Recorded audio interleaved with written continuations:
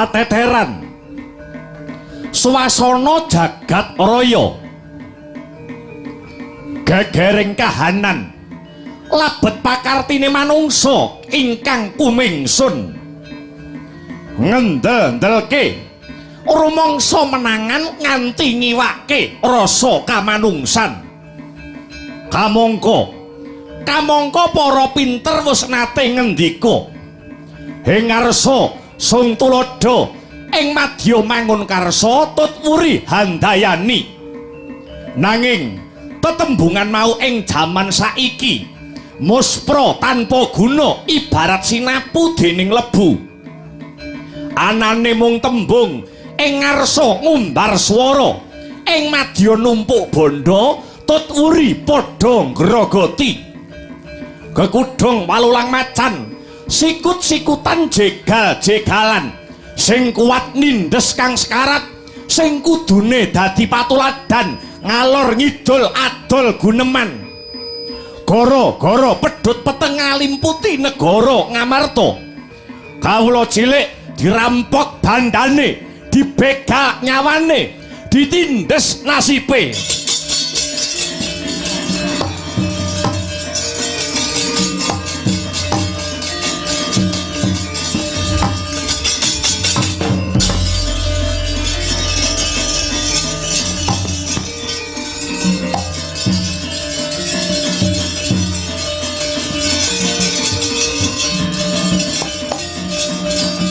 ada hei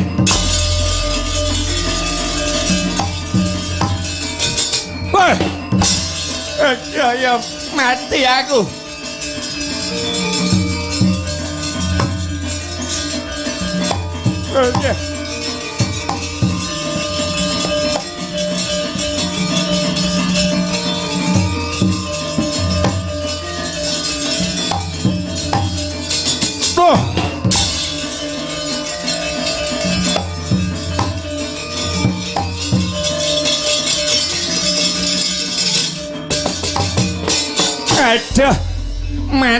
aduh mati aku arep kok kapake mingkemo sing dadi cangkemmu kowe kuwi mung wong mlarat becik padha manut aku tak wenehi dhuwit tak cukupi apa sing dadi kebutuhanmu watone kowe gelem berontak karo negaramu ayo kowe kudu manut karo aku yo kowe berontak marang negara Ngamarta padha ngenekno unjuk rasa kang cekak cukupe Punta Dewa Ratu Gustimu dikon leren anggone dadi ratu mapan ana ing negara Ngamarta yen kowe wani berontak ana negaramu bakal tak mulyake uripmu sak keluargamu ora sudi aku ya ora sudi senadyan aku wong melarat ning aku rawani nerak karo pranatan Prabu Puntadewa kae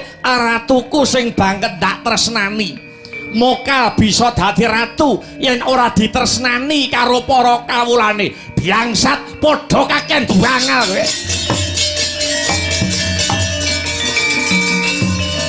mati dening aku kowe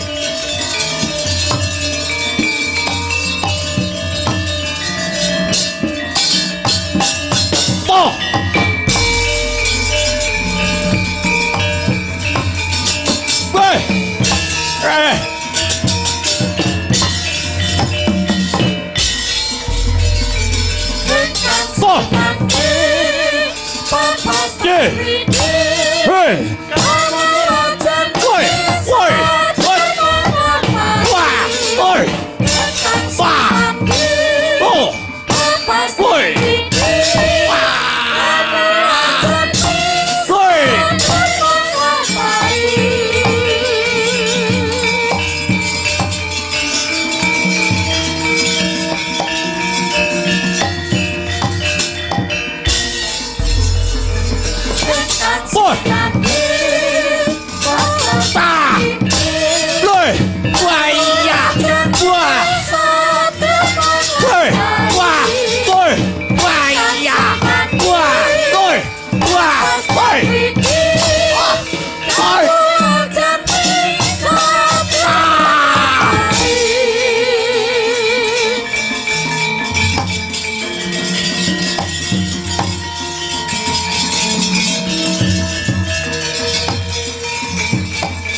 Wah, ladalah.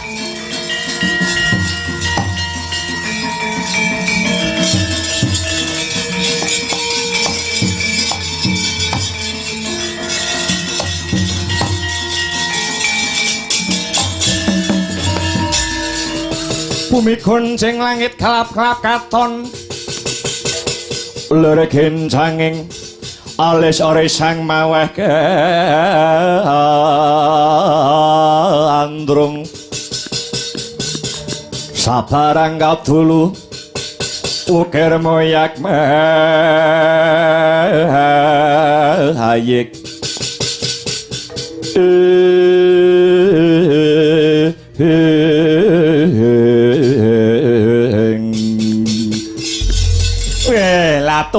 tublas aku Rekyono Patih Harya Sengguni sajake kae preman-preman bayaran sing takon gawe rusuh mapan ana negara Ngamarta katone gagar wigar mbabar wirang konangan karo anak-anak para Pandhawa ya to ya Sengkuni ora kurang akal. Sengkuni ora kurang akal anggone bakal golek cara murih ringkihe para Pandhawa. Pandhawa dikasar ora kena, tegese kudu nganggo cara sing alus. Sengkuni bakal ngerangkul. Sengkuni bakal ngerangkul wong-wong sing dipercaya kelawan para Pandhawa dina iki.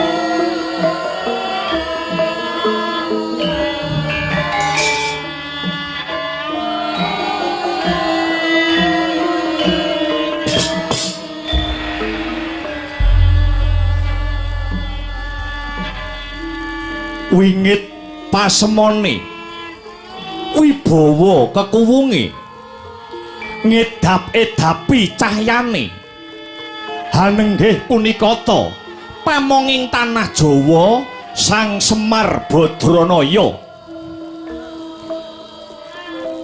Sang Semar mung bisa angelus dada hangunjal huswa dupi mirsani kahanan ingkang kagelar wonten ing jagat raya. Kadah kang samya cacat cinacat rebut bener adu otot satemah dadi sandungan ing reh gegayuhan. Nanging Sang Semar wis datan samar marang mobah musik ing kahanan, amung mesem aningali gelaring kawontenan. Dekating batin Sang Semar Badranaya nedya ambangun kahyangan.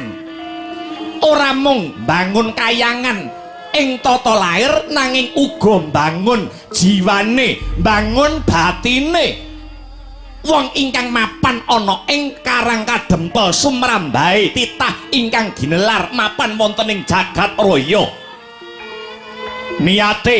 Niate Sang Semar nggenya arsa hambangun kahyangan gawe geger nganti sumundul ing akasa.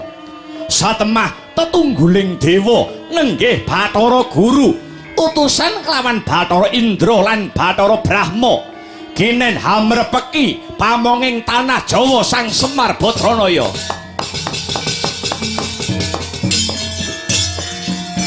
Dewa-dewa sugata marang suring prang ngudani arum-arum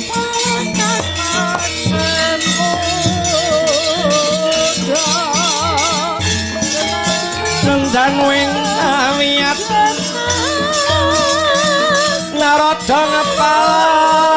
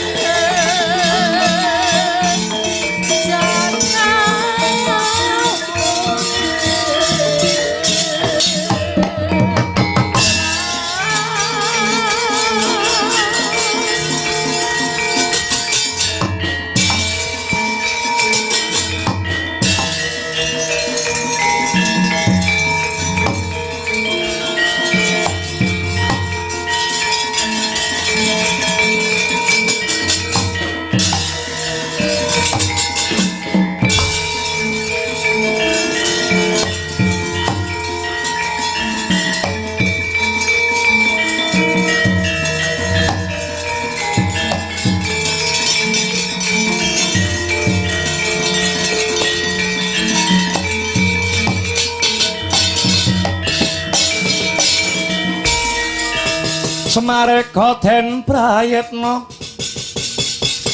semurire eko ambale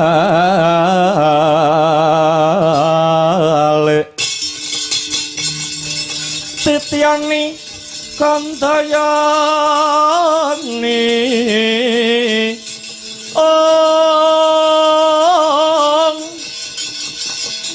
trisanya Purnama sasi gilar semedining tengahing latar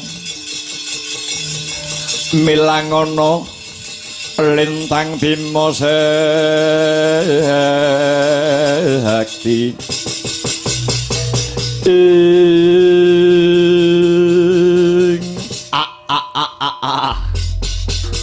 mbegek ugek sadulita hemel-hemel lae layak to layak prenjake padha ganter jagone padha tarung yen ora kleru panyawangku iki kaya Bathara Indra lan Bathara Brahma kang sowan ana sudungku Karang Kadempel kene. Nuwun inggih Kyai, kula pun Bathara Indra ingkang ngabiyantara sowan. Kula pun Bathara Brahma ingkang sowan Kyai. Kok kadingaren kowe para dewa gelem sobo omahku sing mapane nggur ana dusun? Moga yen ora ana perlu. Kyai, kula menika namung dipun utus kalian Kanjeng Rama pukulun Bathara Guru. Dadi kowe sing mrentah rene kuwi si guru lakar kados mekaten. Lah banjur mekaten. Sak mangke kahyangan Suralaya nembe geger. Kahyangan Suralaya ketaman gara-gara kagiri-giri. Mubal endute si Blegedaba ngakak tutuke kumiter petite Sang Hyang Nagaraja.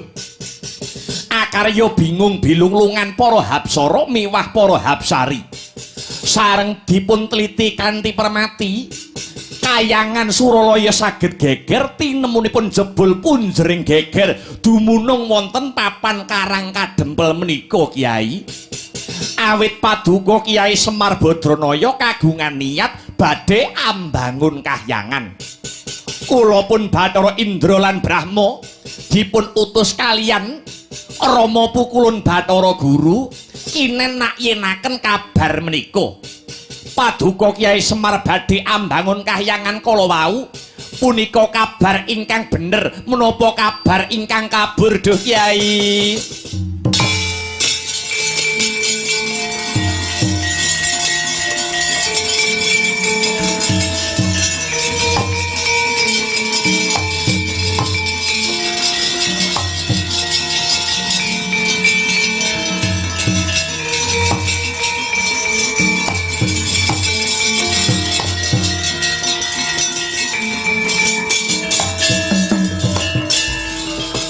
kagyatare sang kapirangu ore nanggul kinempit hampit dosa ngarepnaning bawana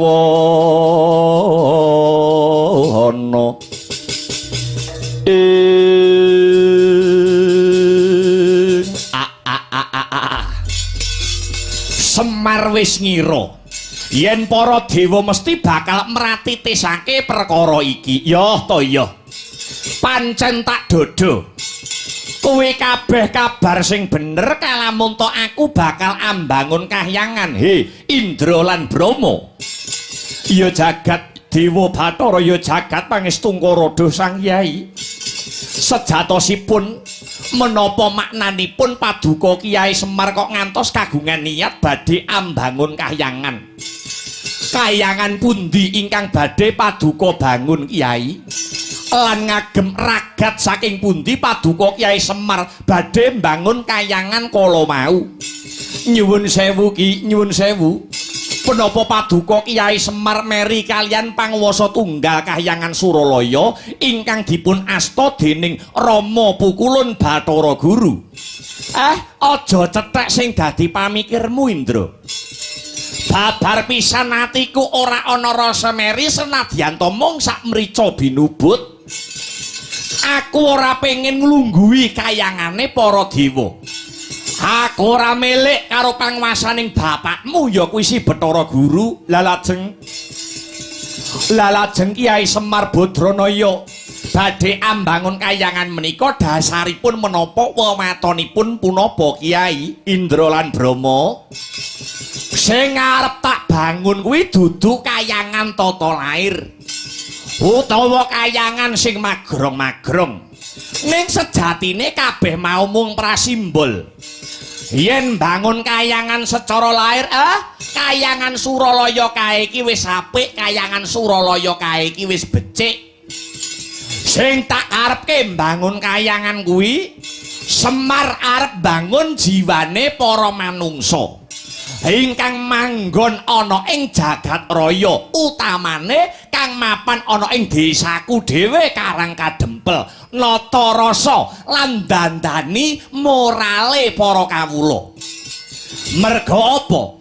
Merga Semar ana ing jagat raya iki wis dikodratake dadi pamonging tanah Jawa. Wis sak trepe pamong kuwi momong karo kawulane. Benerke sing kleru njejekake barang sing bengkong, ngelingake sing padha lali. Semar yen kon nyawang kahanan saiki, aku wis ora mentala Indra, Semar wis ora mentala Brahma. Apa maneh kemajuaning jaman. Saiki wis ana barang sing gedene nggur sak gegem sing gunane kanggo nyedhake wong sing adoh. Kuwi wae para manungsa ora bisa gunakake barang mau kanthi bener lan becik. Malah ana jerone barang mau isine mung kanggo ngelek-elek lan nyacat padha padaning umating pangeran. Kok gampang timen dumuk salahi wong liya? Ngopo kok ora gelem dandani kayangane dhewe-dhewe? Kok ora gelem mawas diri? Ora gelem mulat sarira angrasa wani Indra Brahma. Dadi niatku kang bakal bangun kayangan iki mau ibarat wong loro Semar sing bakal golek tombo.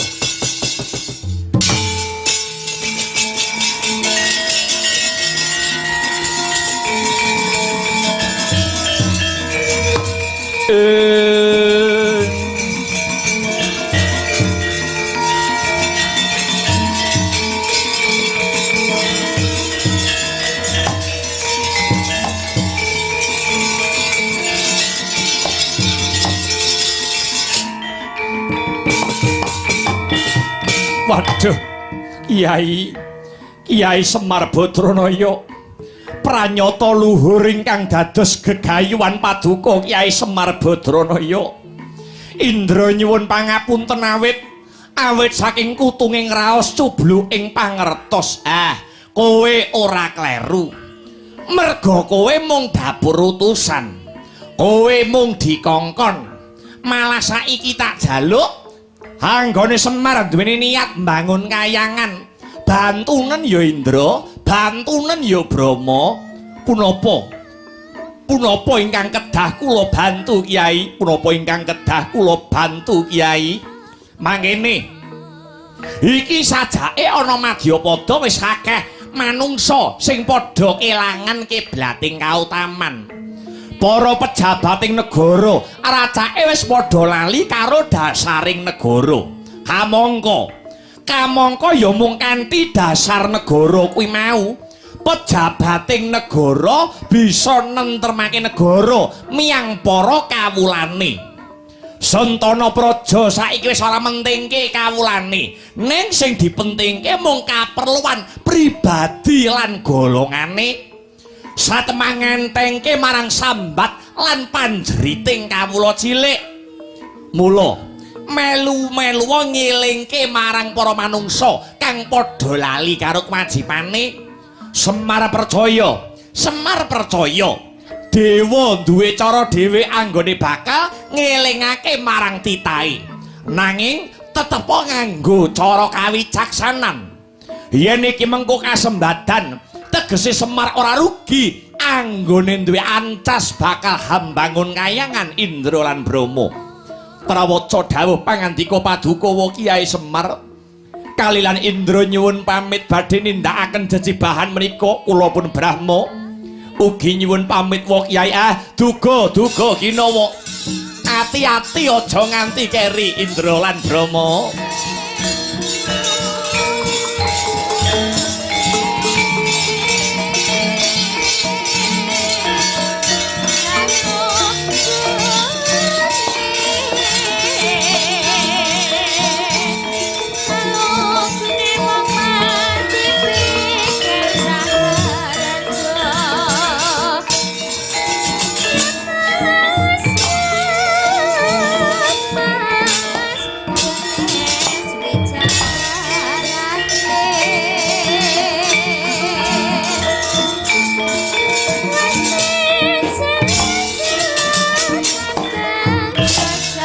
Petruk lan Bagong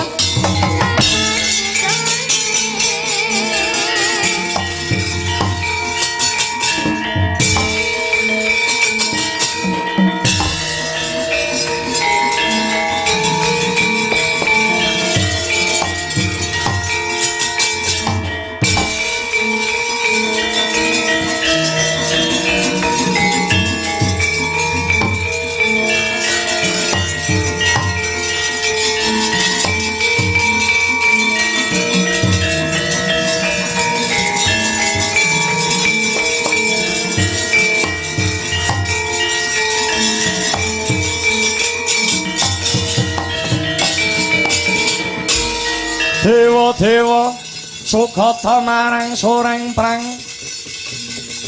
ngutani arum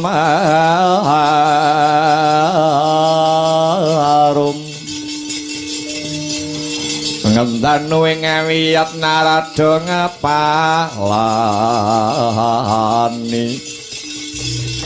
Anakku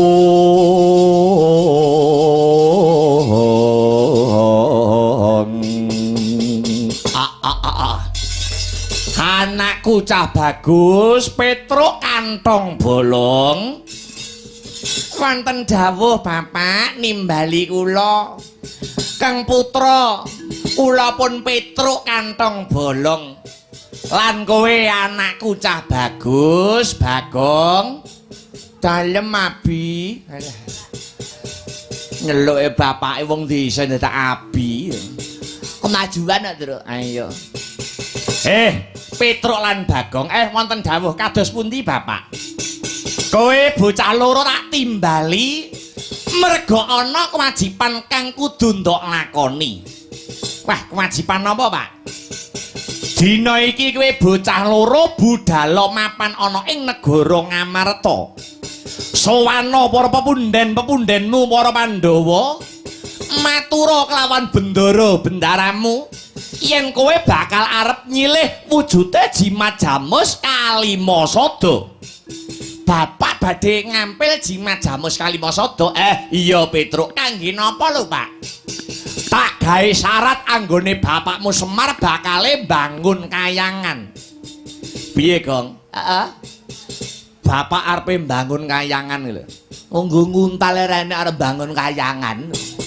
Sapa bapak lho? Monggo mangan sesuk bingung lho dadak reka-reka bangun kayangan. Wong latihane njaluk tetring kancane lho. Sapa kowe bapak? Bagong aja crigis kowe. Kowe bocah loro durung ngerti sing dadi maksude abimu aku. Tiru-tiru abi lho, Gong. Kowe mengko cah loro nek wis kelakon nyilih jimat jamus Kalimasada, kowe nak ngerti dhewe apa karepe bapakmu dadak duwe gegayuhan bakale mbangun kayangan. Bidal sakniki Bapak, ya budhal saiki sarimbit karo adimu Bagong. Aja kesuwen ninggal budhal nggih. Siap Bapak, siap Bapak. Budhal lumarap mring negara Ngamarta sowan para satriya, satriyaning tanah Jawa. Ya kuwi bendara-bendaramu para Pandhawa. Nyuwun pamit Bapak, nyuwun pangestu Pak. Ya, pangestuku gumraja kaya banyu seduda ya.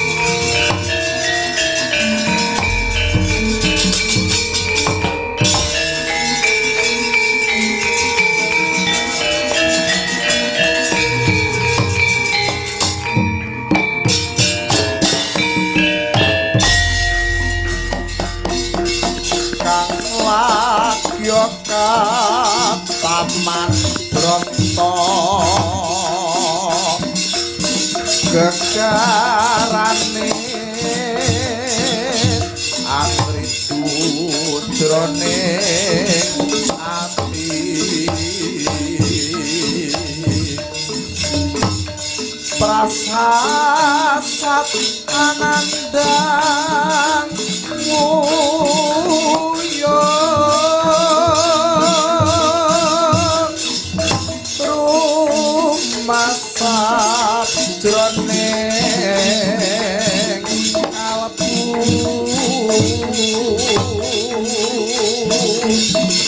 timbang urung ing tekad alumung labur gandrung mring angka wijaya nangge sang dahono sari Raden Abimanyu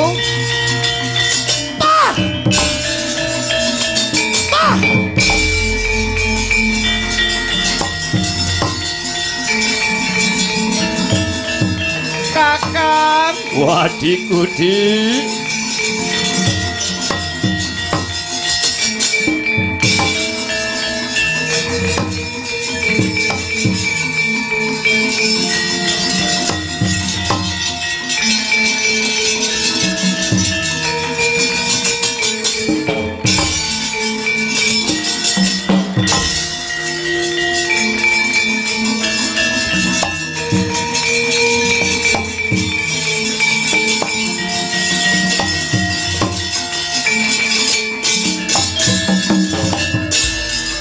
yaksa ora rupa are sedeng analendra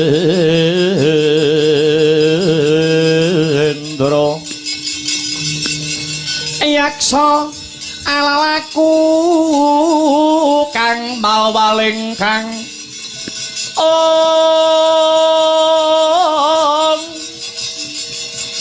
gambira marang ngisi siyung metu Prabowo Goro mawa lian Ditya Durbalarasa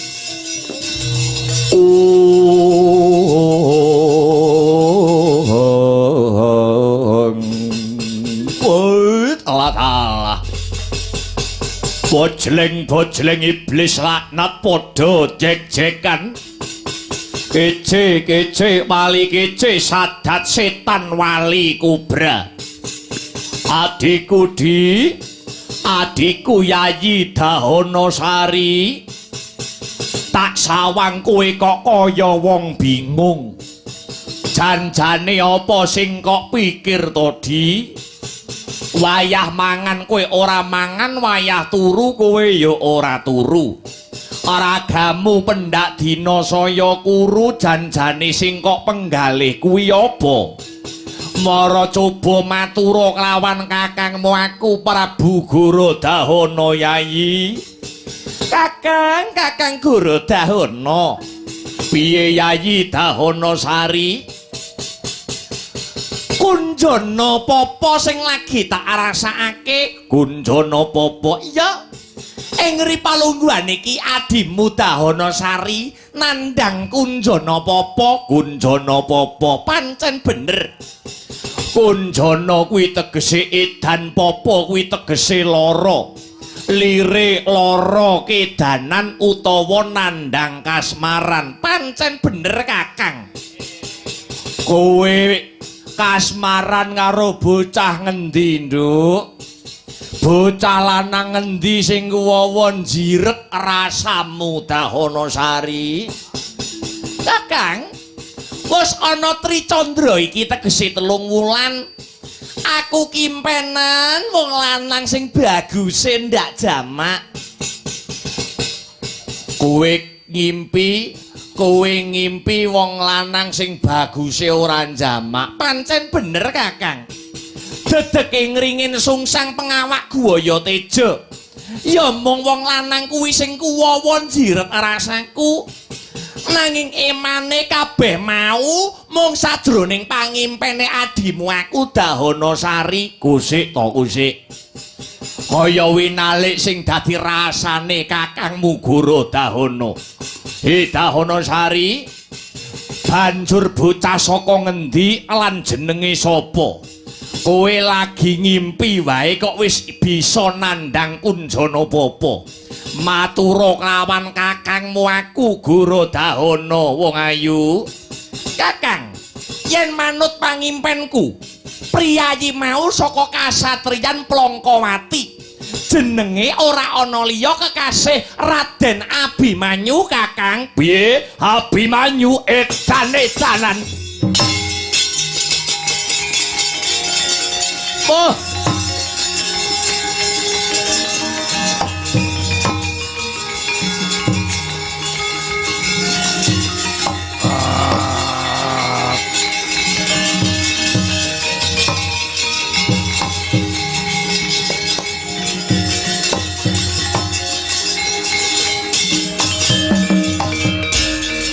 Putra Pandhawa tata kadiwisaya ngendriyaksa sara marupa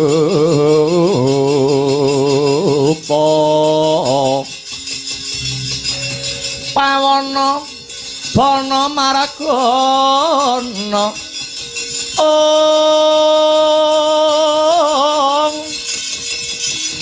samirana lan marayang Pancabayu wisikan pagulingan 5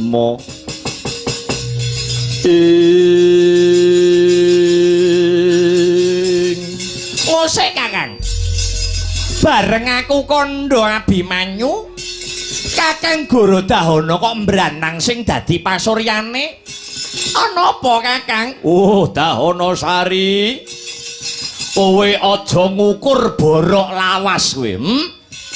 Kowe ngerti apa ora? Abimanyu kuwi sapa? Abimanyu Monotrah negara Mandura. Krana Abimanyu kuwi anake Dewi Sembadra. Sembadra kuwi adine wedok Prabu Baladewa. Dene Prabu Baladewa kuwi nalindra ing negara Mandura. Kamangka sejarah wis nyeritakake negaraku utawa negara Paranghagni kene iki biyen klebu ke bawah perintah wilayah negara Mandura sing dipimpin kelawan Prabu Baladewa. Satemah negara Paranghagni kene sembada pisah karo negara Mandura lan mardika adeg negara dhewe. Dadi yen kowe kepengin gandeng asmara karo Abimanyu sing isih kelebu trah keturunan wong Mandura, padha karo iki mengko bakal mbaleni sejarah lawas. Ora wurunga negara Paranghagni kang wis mardika dhewe iki mengko bakal dadi gedhi bale wong-wong Mandura. Aku ora sudi kowe gandeng karo Abimanyu Dahanasari.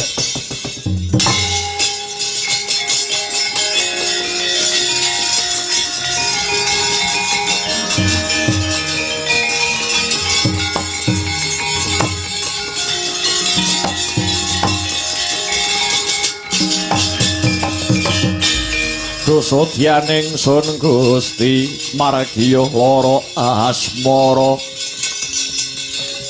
arang-urang ugung mangarang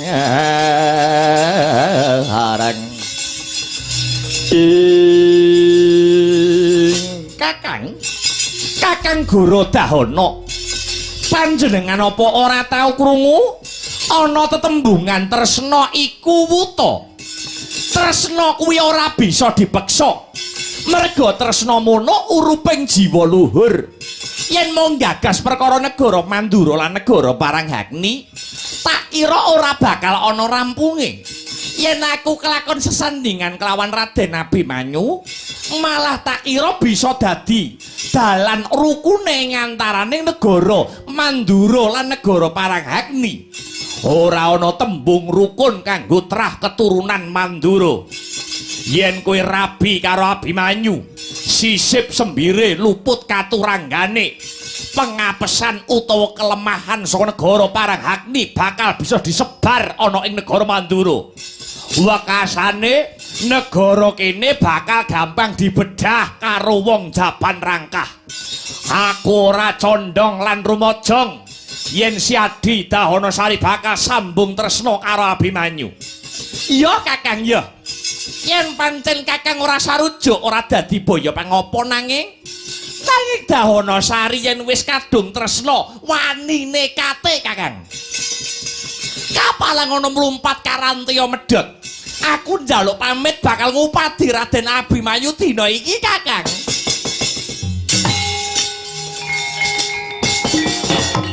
Wah, latihalah. Nekat tenan bocah kae. Tumenggong timpal ana togok lan belung. Nggih, ngestaken dawuh sinuwun.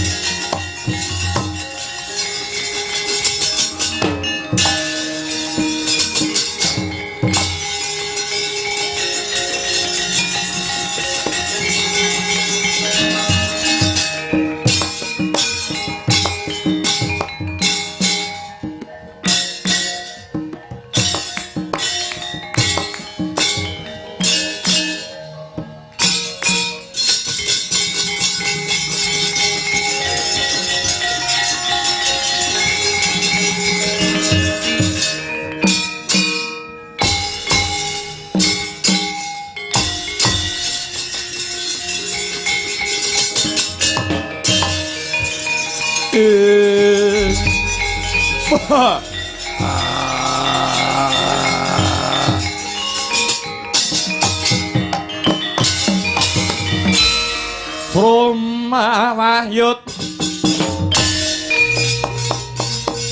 sang raseksa kura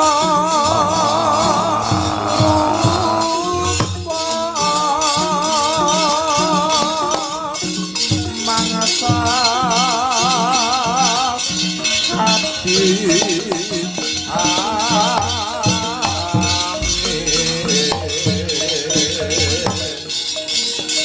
bangsa balka prabang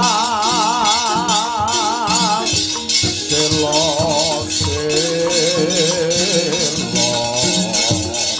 kapan lasa satu lumah yumangsi kagiat kanggo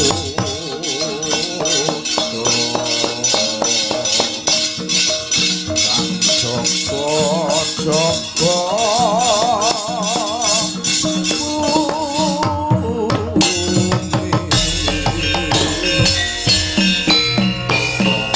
Yuwang Titi Kala Ludra Mas Patik Raja Dewaku.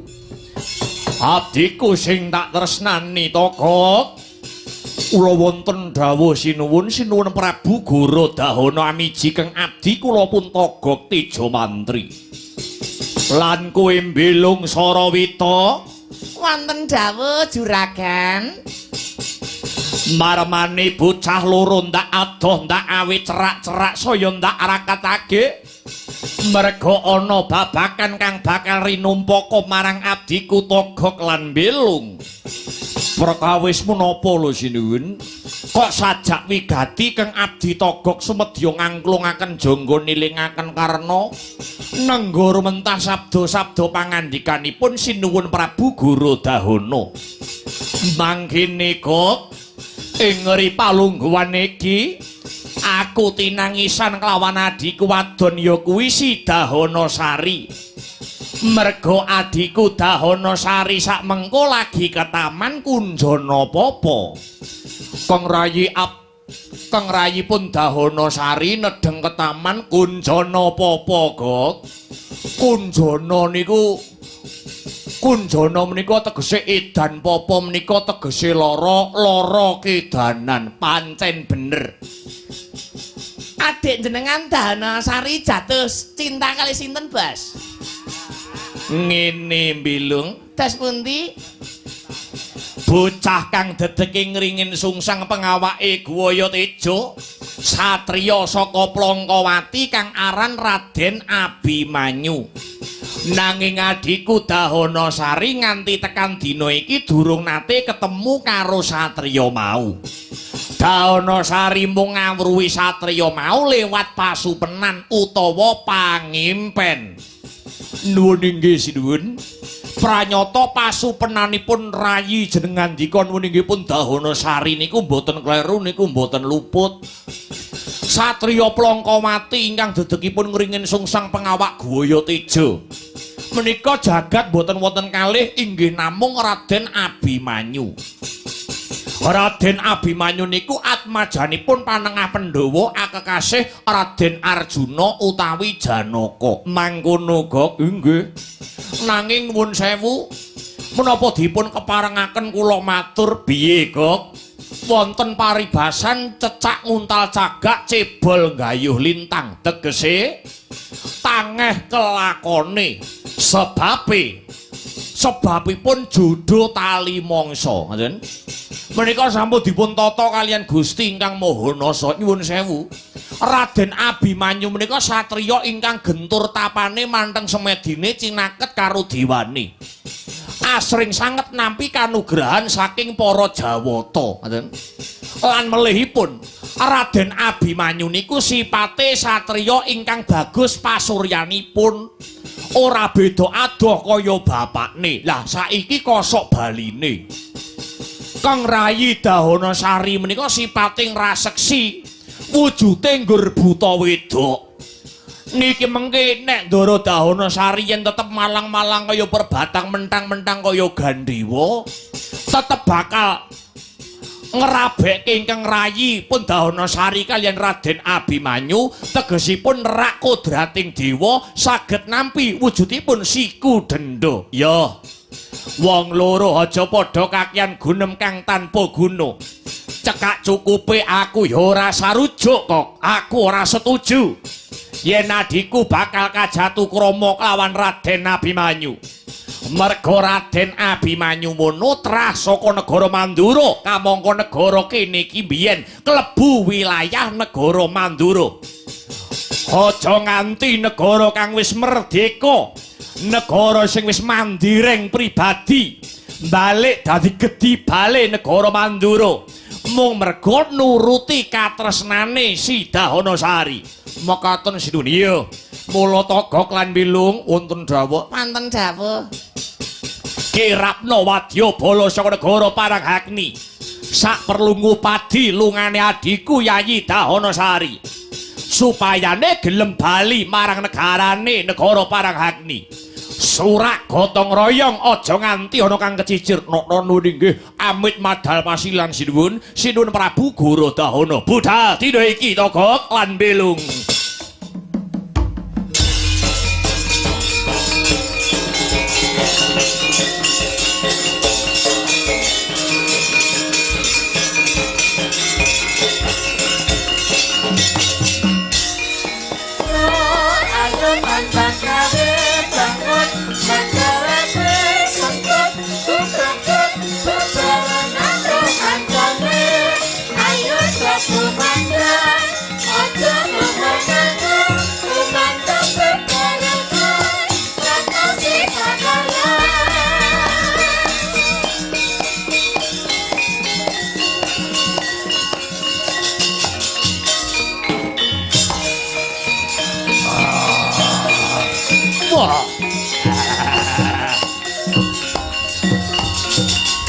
Yo. Ayo tambang bangun negara kesakut. Ayo jatuh mandang, ojo mandang, mandang. Mas.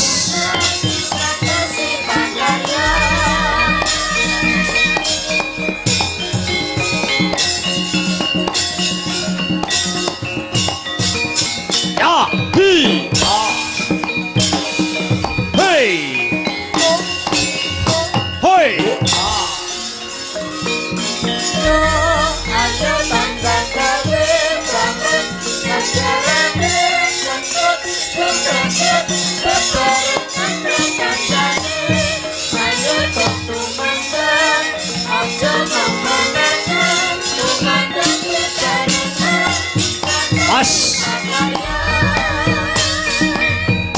Hey.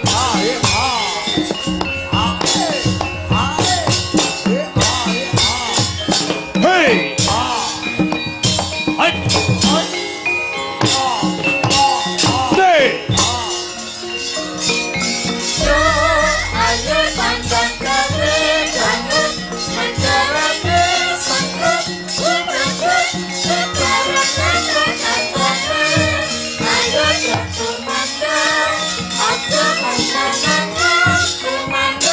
Pas.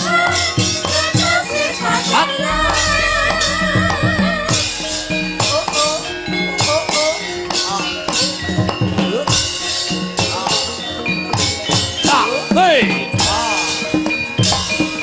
Hey. Hey. Hey.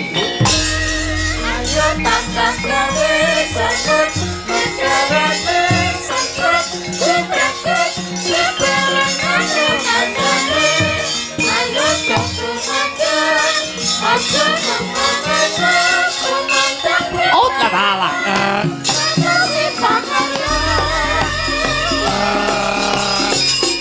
Hey. Ash.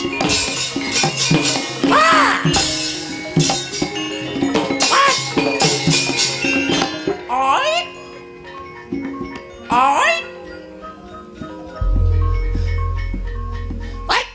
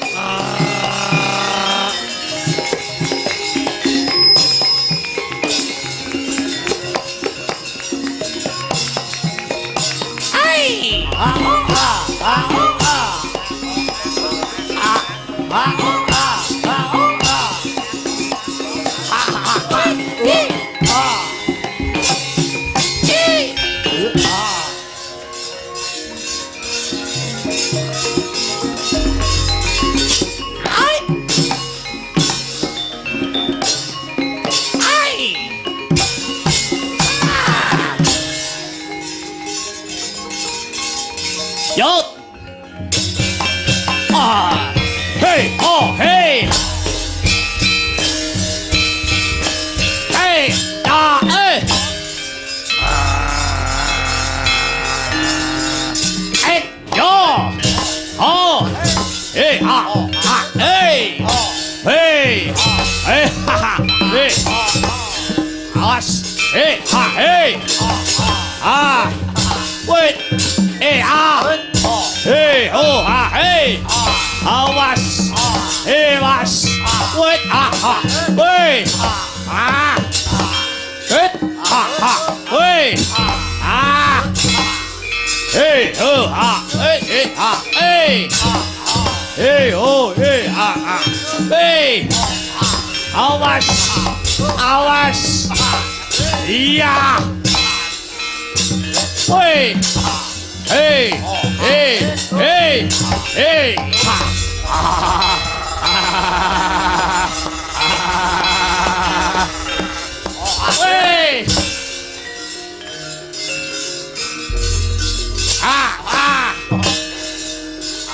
Chờ.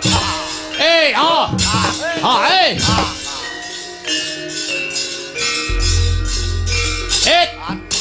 Hết. À. Ê. Ai da. Ê. À. Ê. Ê. Ê. Ha. Ha. Ê. À.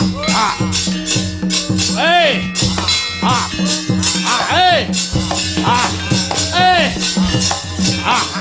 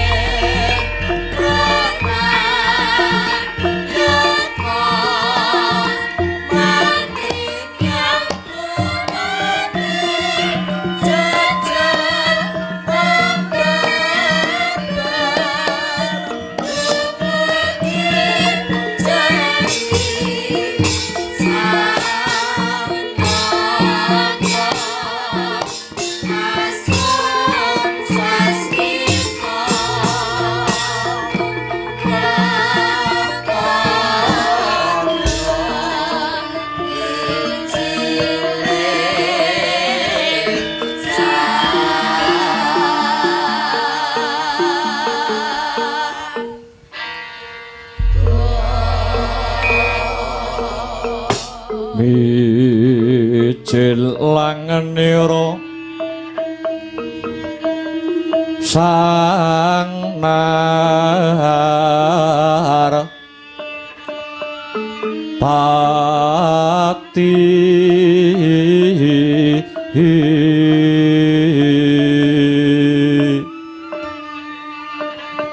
lampah hiro alon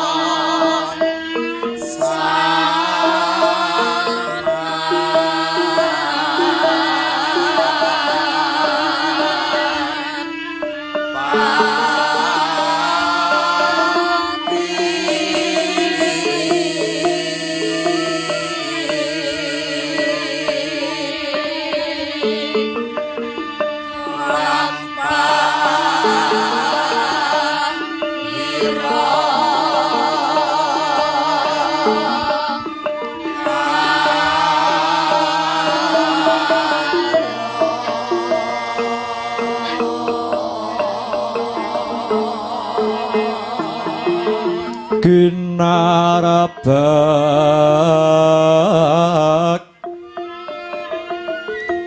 Badaya yuarakna Nira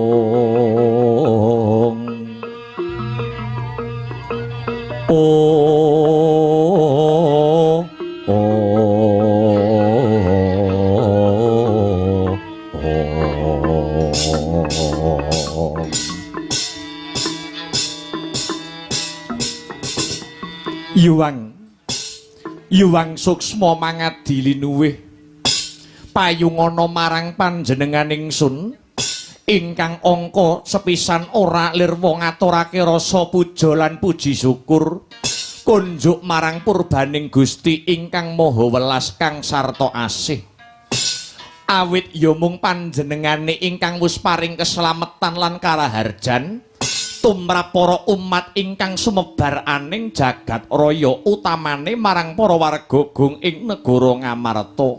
Yayi Werkudara barep kakangku ana dawuhmu apa? Adiku kembar kula wonten dawuh Kaka Prabu, kula wonten dawuh Kaka Prabu. Sawetara padha dikepenakne anggonmu lungguh Yodi. Awit pun kakang durung bisa wawan pangandikan kanthi pratitis kelawan siyadi jalaran kalungguhan sakmengko negara Ngamarta kerawuhan tamu agung pepundhenmu ya pepundhenku saka negara Mandura dalasan para pinisepuh saka negara Ngastina. Iya sasana saha wanci tak aturake mbarep kakangku anggone manembromo marang rawuh pepundhen lan para pinisepuh matur nuwun Dimas. Duh Kaka Prabu Mandura jejimat kula donya prapting delahan sami wilujeng rawuhipun jeng Kaka Prabu Baladewa wonten negari Ngamarta mriki duh Kaka Prabu. Wih latalah nirbaya nirsangsaya awit panguwasaning Gusti ingkang akarya jagat.